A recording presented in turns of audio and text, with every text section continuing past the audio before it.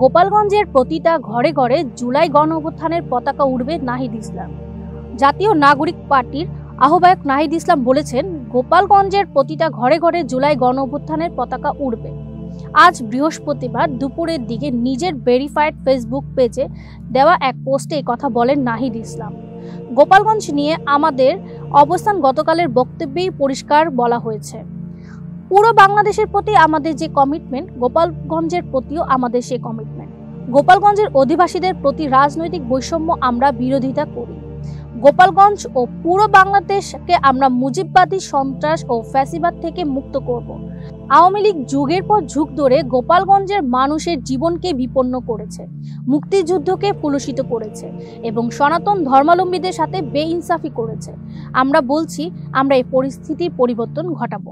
আমরা যুদ্ধের আহ্বান নিয়ে যাইনি, আমরা পূর্ব ঘোষিত শান্তিপূর্ণ কর্মসূচি ছিল। মুজিববাদী সন্ত্রাসীরা পরিকল্পিতভাবে হত্যার উদ্দেশ্যে সশস্ত্র হামলা চালায় আমাদের উপরে, যে রকমটা জুলাই গণ অভ্যুত্থানেও হয়েছিল। আওয়ামী লীগ সবসময় একটা গৃহযুদ্ধ পরিস্থিতি তৈরি করতে চায়।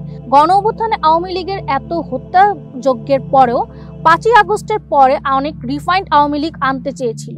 তাদের মনে রাখা উচিত, আওয়ামী লীগ কোনো রাজনৈতিক দল নয়, আর এটা একটা সন্ত্রাসবাদী সংগঠন।